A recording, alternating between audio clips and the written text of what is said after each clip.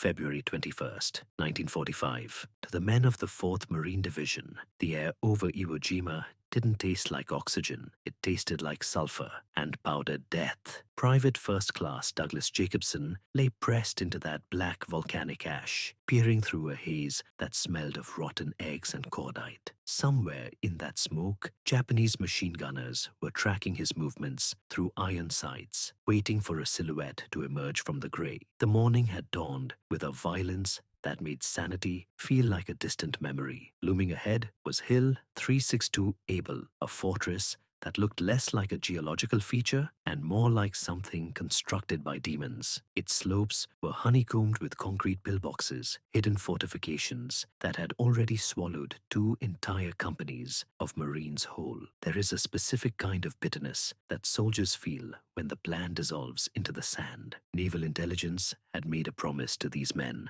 give us 3 days, and we will secure the island. But as the sun rose on that 3rd day, the beach behind Jacobson didn't look like a victory. It looked like a graveyard. The promise of a quick operation had been buried under the reality of the terrain. The problem facing Jacobson wasn't just fear. It was a terrifyingly simple, tactical problem. The Japanese defense wasn't random chaos. It was built on a deadly geometric pattern. Their pillboxes were constructed with overlapping fields of fire, meaning that each position supported its neighbors. The math was brutal. If you crouched to attack one bunker, 2 others were positioned specifically to cut you down from the flanks. It was a grid of mutual support, mathematically precise, professionally constructed, and absolutely lethal. In the middle of this geometric slaughter lay Jacobson's company commander, Captain Robert Dunlap. 50 yards behind the front line, shrapnel had torn his abdomen open. Before the medics could drag him away, Dunlap grabbed Jacobson by the collar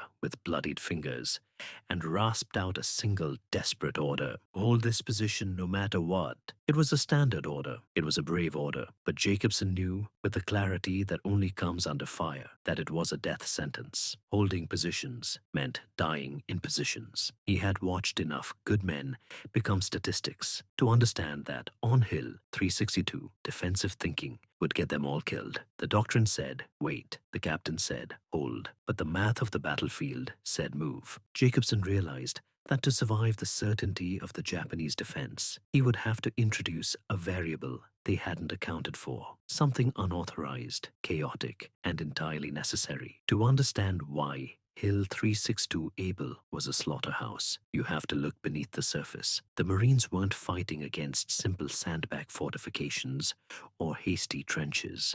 They were throwing themselves against an engineering marvel designed for the sole purpose of attrition. This wasn't a battle of maneuver. It was a siege against a ghost. The Japanese defenders, under the command of Lieutenant General Tadamichi Kuribayashi, had fundamentally altered the rules of engagement. They had abandoned the traditional emotional banzai charges that characterized earlier Pacific battles. Instead, Kuribayashi had implemented a cold, rational strategy: maximize American casualties. His order was stark and mathematical. Every Japanese soldier was to kill 10 Americans before dying.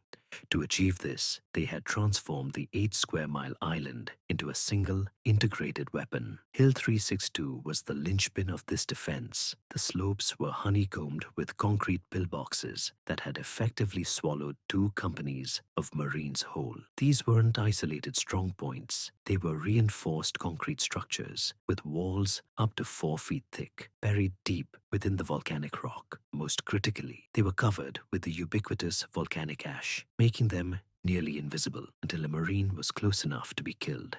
The true genius and horror of the defense lay in its geometry. The Japanese had constructed these pillboxes with overlapping fields of fire in a deadly pattern. It was an interlocking puzzle of death. If you crouched to engage one bunker, 2 neighboring positions would cut you down from the flanks. The positions were mathematically precise, professionally constructed, and absolutely lethal. Furthermore, the enemy didn't need to see their targets to kill them. Japanese mortar crews operated from reverse slope positions, safely hidden from American artillery observers. They had spent months pre-registering every square yard of the terrain. They knew the likely avenues of approach better than the Marines knew their own equipment, and they had pre-sighted their weapons on every potential landing beach and ravine. Beneath the feet of the advancing Americans lay over 11 miles of tunnels connecting these bunkers and artillery positions, allowing defenders to move unseen, resupply, and reoccupy destroyed positions. Standard Marine Corps doctrine was struggling to solve this equation. The manual called for coordinated assaults, infantry suppression, followed by flamethrowers, followed by demolition teams. But on Hill 362, coordination required communication, and communication required men who were still breathing. The attempt to apply standard tactics had already proven disastrous. Just an hour earlier, Sergeant William Hansen had attempted a textbook frontal assault with a flamethrower team. The result was immediate and catastrophic. The Japanese defenders waited with disciplined patience until Hansen was within 15 feet of the pillbox before opening fire. A single 3-second burst killed him and his assistant. The flamethrower operator's fuel tanks ruptured, transforming him into a beacon of flame that burned for nearly a minute. This was the reality of Hill 362. It was a fortress where bravery was met with physics and where the defenders held every advantage. To break this deadlock, a Marine would need a weapon that could crack these concrete shells from a distance, a weapon that technically he wasn't supposed to be using at all. Jacobson's eyes fell upon a solution lying in the ash near the corpse of its previous owner, Private Eddie Monroe from Philadelphia. It was a model M9A1 bazooka, a weapon that represented a desperate improvisation in a battle that had gone off script. In the grand strategy of the Pacific Theater, the bazooka was intended as a shield against Japanese armor. It was a tank killer, designed to punch through steel plating with a shaped charge. But on Iwo Jima, the tanks never materialized in significant numbers. Instead, the Marines faced a landscape of reinforced concrete and volcanic rock. The enemy wasn't a moving vehicle, it was the island itself. The weapon lying in the dirt was a 61-inch tube of aluminum. It was ungainly, difficult to conceal, and operated on principles that made it terrifying to use in the confined chaos of Hill 362. The training manuals were explicit, painfully so. They warned strictly against using bazookas for demolition work. The logic was sound. At close range, the explosive force could just as easily collapse a fighting position on top of the attacking Marines as it could destroy the enemy. Inside Monroe's ammunition pouch remained 4 rockets. These were high explosive anti-tank heat rounds, each weighing 3.4 pounds. They contained a concentrated fury designed to melt through armor. However, Jacobson wasn't facing armor. He was facing bunkers with walls up to 4 feet thick, covered in ash. The physics of the engagement were entirely theoretical. A shaped charge might punch through a firing aperture if the aim was perfect, or it might simply detonate against the exterior, accomplishing nothing but revealing his position to every Japanese soldier within 100 yards. There was also the issue of the backblast. The M9A1 expelled a cone of superheated gas and debris extending approximately 30 feet behind the weapon. In open terrain, this was manageable. In the crowded, cover-starved slopes of Iwo Jima, it was a liability. Firing it meant creating a signature that screamed, "Shoot me," to the enemy, while risking the lives of any friendly troops crouched behind him. According to official Marine Corps policy, what Jacobson was contemplating qualified as unauthorized improvisation at best, suicidal stupidity at worst. But the dead Marines around him were evidence that authorized tactics had failed. Jacobson wasn't thinking about training manuals or the theoretical dangers of backblast anymore. He crawled forward through the ash, ignoring the machine gun rounds snapping overhead like angry hornets. His hands closed around the aluminum tube, still warm from Monroe's grip. In that moment, he traded the safety of doctrine for the volatility of high explosives. He was about to take a weapon designed for long-range tank engagement and use it for point-blank bunker busting, a tactical gamble that would either earn him a Medal of Honor or a court-martial. Jacobson dragged the aluminum tube through the black ash, his movements masked only by the volcanic terrain and the chaos of the barrage. As his hearing returned following a nearby mortar detonation, the battlefield resolved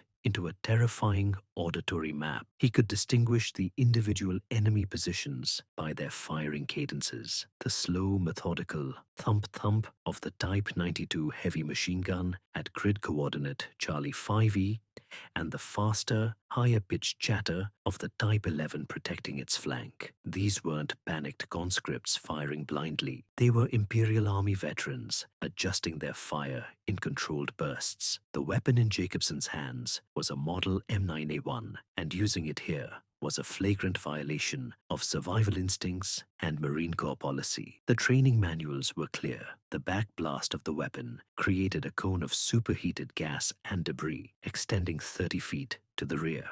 In the open desert, this was a manageable risk. In the claustrophobic, crowded slopes of Iwo Jima, where Marines were packed into fighting holes and ravines, that safety requirement was more theoretical than practical. Firing meant risking the lives of the men behind him and announcing his exact position to every Japanese gunner on the ridge. Jacobson loaded the first 3.4-pound rocket, his hands trembling. The target was a pillbox 75 yards upslope. Through the simple iron sights, the firing aperture appeared as a dark rectangular void, barely 18 inches wide and 8 inches tall. This was the crux of the ballistic problem. The bazooka was an area weapon designed to hit the broad side of a tank at 300 yards. Asking it to thread a rocket through a slit the size of a shoebox at 75 yards was asking for a miracle. If he missed, the high explosive anti-tank round would likely detonate harmlessly against the 4-foot thick concrete face, achieving nothing except his own death. He squeezed the trigger. The rocket left the tube with a sound like fabric tearing, trailing smoke as it streaked upward. The backblast hammered Jacobson backward, filling his mouth with the taste of burnt propellant and volcanic dust. For a split second, smoke obscured everything. Then, the impossible happened. The rocket didn't just hit the bunker, it entered the aperture.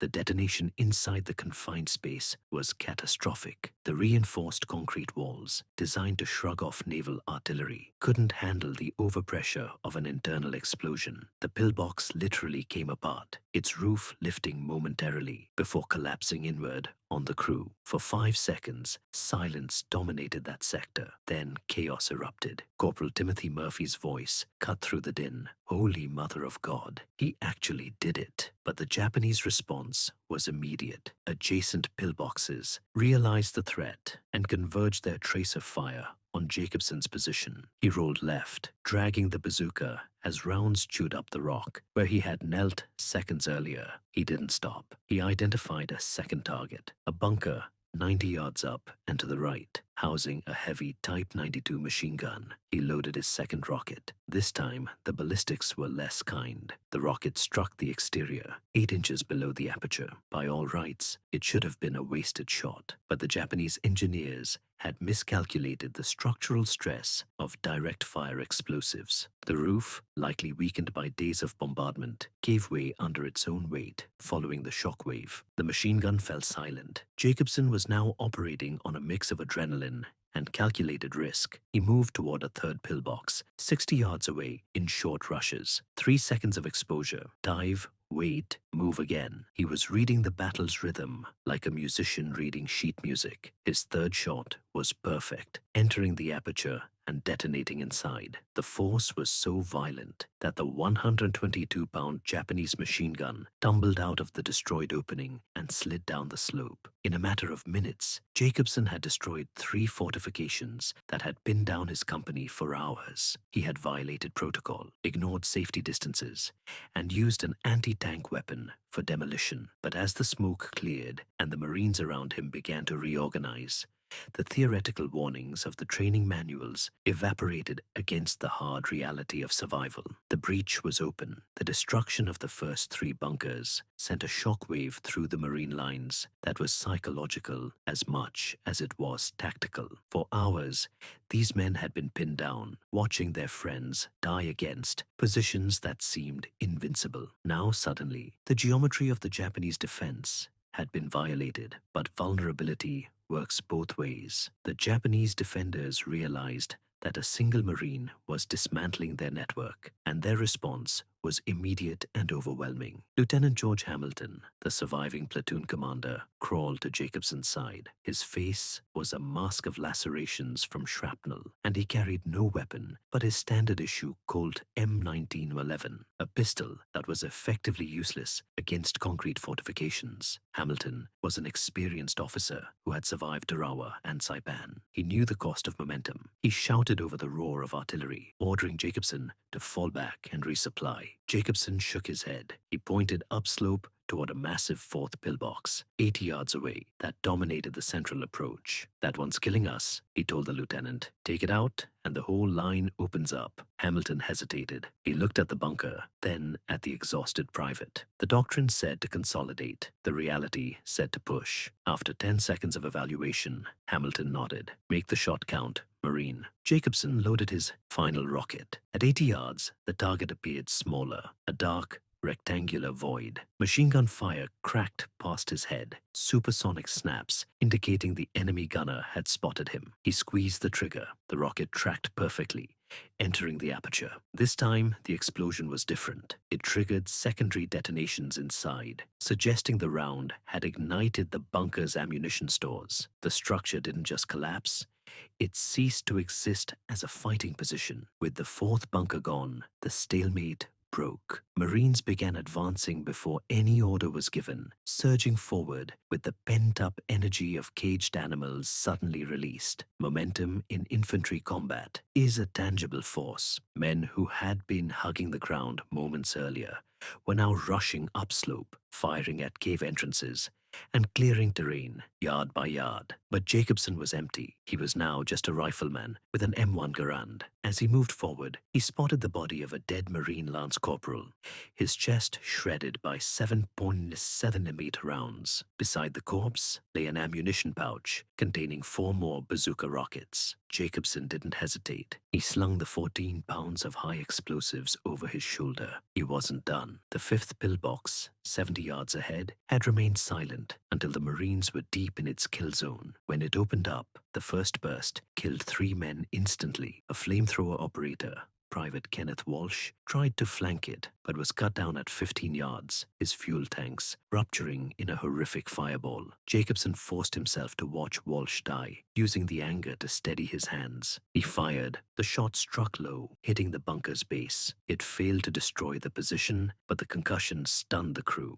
That was enough. Lieutenant Hamilton, seizing the micro-opportunity, directed a fire team to assault. Corporal Timothy Murphy reached the blind side first, cooking a fragmentation grenade for 2 seconds before hurling it through the aperture. The muffled thud signaled the end of bunker number 5. The advance continued, but the resistance stiffened. 3 bunkers in a triangular formation waited upslope. Jacobson targeted the leftmost one, housing a Type 11 light machine gun. As he crawled forward, a Navy corpsman, Robert Morrison, crawled beside him, moving toward the wounded. Morrison, armed only with medical gear, looked at Jacobson and shouted, "You're crazy. You know that? Craziest damn thing I've seen this whole war." Jacobson didn't have the breath to reply. He was exhausted, his skin abraded by volcanic ash until it felt like raw meat. He fired at the 6th bunker from 95 yards. The crosswind nudged the rocket right, striking the concrete face just a foot from the opening. It didn't penetrate,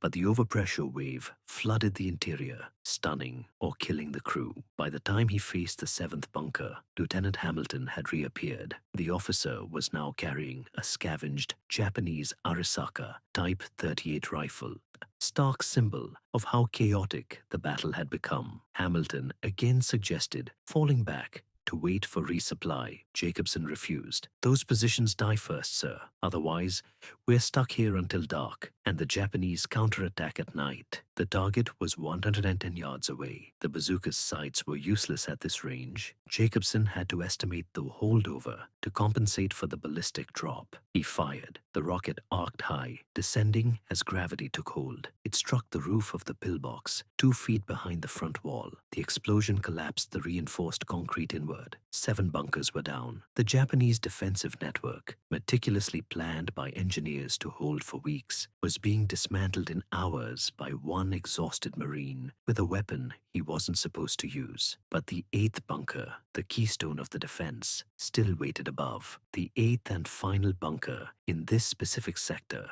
was not merely a fortification. It was the keystone of the Japanese defensive network. While the previous positions had been formidable, this structure was a masterclass in military engineering, built directly into a natural rock formation that provided both camouflage and immense structural reinforcement. From its firing aperture, barely visible through the volcanic haze, the Japanese gunners commanded views of multiple approach roads. The engineers had sighted this position with the specific intent that, even if all surrounding positions fell, this single bunker could hold out indefinitely, supplied by the island's subterranean tunnel network. For Private Jacobson, this 8th bunker represented a final, insurmountable variable. The distance was approximately 120 yards. In the sterile environment of a testing range, the M9A1 bazooka was considered effective against point targets at roughly 50 to 100 yards. Beyond that, the rocket's heavy projectile became erratic, subject to wind drift and a steep ballistic drop.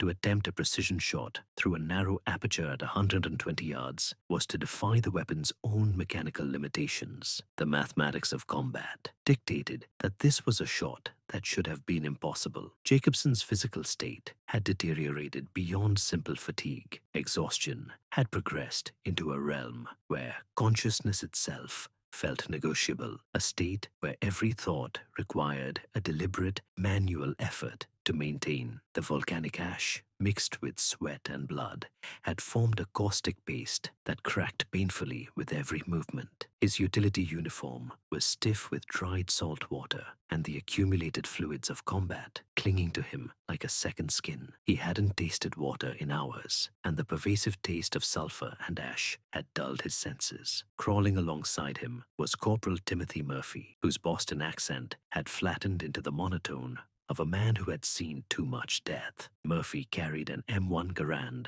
with a fixed bayonet and a heavy dose of skepticism.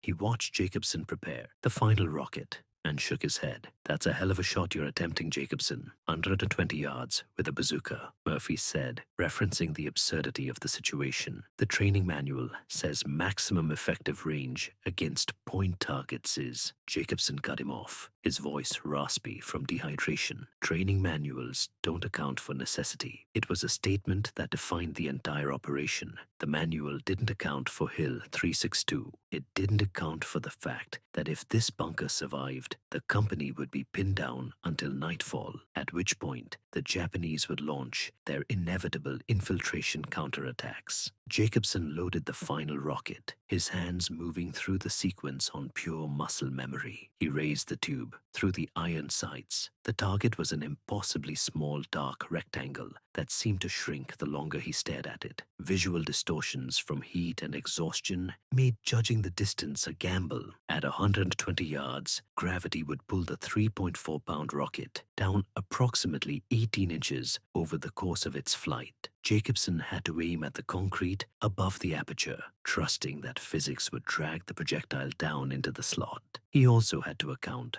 for the crosswind he could feel against his exposed skin, leading the target slightly to the right. He forced himself to breathe deeply, utilizing techniques learned a lifetime ago at Camp Pendleton. The bunker's machine gun fired a long burst, cutting down Marines who had exposed themselves to the west. The urgency was absolute. Jacobson squeezed the trigger. The rocket motor ignited with the familiar tearing fabric sound. Jacobson didn't duck. He watched the flight path with the intensity of a man whose survival depended on the trajectory. The rocket climbed initially, following his elevated aim point. Then, as gravity asserted its influence, the projectile began its parabolic descent. The crosswind nudged it right, exactly as he had calculated, for a suspended moment that stretched across subjective eternities. The outcome hung in the balance. The rocket didn't achieve the perfect penetration of his earlier shots. Instead, it struck the top edge of the firing aperture, detonating partially inside and partially outside the structure. The explosion was messy, but sufficient. The blast shattered the structural integrity of the aperture's frame, collapsing the reinforced concrete inward. More critically, the massive overpressure wave flooded the confined interior of the pillbox. In a space that small, the concussion alone was lethal. The machine gun fell silent. Jacobson remained motionless, his mind unable to process the statistical improbability of what he had just done. 8 shots, 8 bunkers. He had taken a weapon designed for tanks and used it to dismantle a fortress, achieving results that defied reasonable combat expectations. Down the line, the silence was broken by shouting, first in disbelief, then in triumph. The Marines, realizing the Keystone had fallen, surged forward to exploit the gap. Lieutenant Hamilton, seizing the momentum, directed the squads to overrun the remaining defenders with grenades and close-quarters combat. The killing ground that had stalled the advance for hours was suddenly open. Jacobson didn't join the charge. He collapsed backward onto the volcanic ash, the empty bazooka slipping from his fingers. Corporal Murphy appeared above him, offering a canteen. Jacobson drank deeply. The water tasted of iodine and metal, the standard flavor of purification tablets. But to Douglas Jacobson, lying in the dirt of Iwo Jima, it was the most satisfying thing he had ever tasted. "You just changed this whole battle," Murphy said quietly. "You know that, right? Intelligence said those bunkers would take days to reduce. You did it in hours." Jacobson didn't respond. He simply lay there, staring up at the smoke-filled sky, listening to the war move away from him. He had done the impossible, but the cost was total exhaustion. He had survived the geometry of Hill 362. The physics of the bazooka had bent to his will, or perhaps luck had simply favored the desperate. Either way, the line was moving. For Douglas Jacobson, the war didn't end with a parade. It ended, at least for that afternoon, with the taste of iodine and chemicals. Collapsed on the black sand, he accepted a canteen from Corporal Murphy, the lukewarm water cutting through the paste of volcanic ash that coated his throat. Murphy, kneeling beside him, offered the only immediate commendation that mattered. "You just changed this whole battle. Intelligence said those bunkers would take days to reduce. You did it in hours." But Jacobson didn't respond. He lacked the energy for conversation or self-congratulation. He simply lay on the earth, staring up at the smoke-filled sky, listening to the sounds of the Marines advancing past his position. The breach he had opened was being flooded with American infantry, but for Jacobson, the adrenaline had finally drained away, leaving only the crushing weight of survival. The Battle of Iwo Jima would rage for another 4 weeks. It would ultimately claim nearly 7,000 American lives and wound another 20,000. The Japanese garrison, true to General Kuribayashi's grim orders, fought almost to the last man. From an initial force of over 21,000, only 1,083 prisoners were ever taken. Yet, on February 21st, 1945, on the slopes below Hill 362, one man had proven that the impregnable was only a word. Months later, after the wounds had healed and the victory over Japan was secured, the Marine Corps would formally recognize what happened on that hill. Douglas Jacobson was awarded the Medal of Honor. The official citation would revise the count upward from his initial 8, crediting him with the destruction of 16 enemy positions and the elimination of approximately 75 enemy combatants. Military analysts would later study his engagement as a textbook example of adaptive problem-solving under combat conditions. But the official language of the citation glossed over the most important truth. Jacobson's actions were technically unauthorized. He had violated doctrine to save his friends. He had taken a weapon designed for one purpose and forced it to serve another. Ultimately, Jacobson's story isn't about the bazooka or the bunkers. It represents something far simpler than tactical innovation. It is the embodiment of the oldest Marine Corps principle. When confronted with an impossible situation, you do not wait for permission to survive. You adapt and you overcome. Douglas Jacobson did exactly that, paying the physical and psychological costs that such heroism demands, carrying the memory of that volcanic ash with him long after the guns fell silent.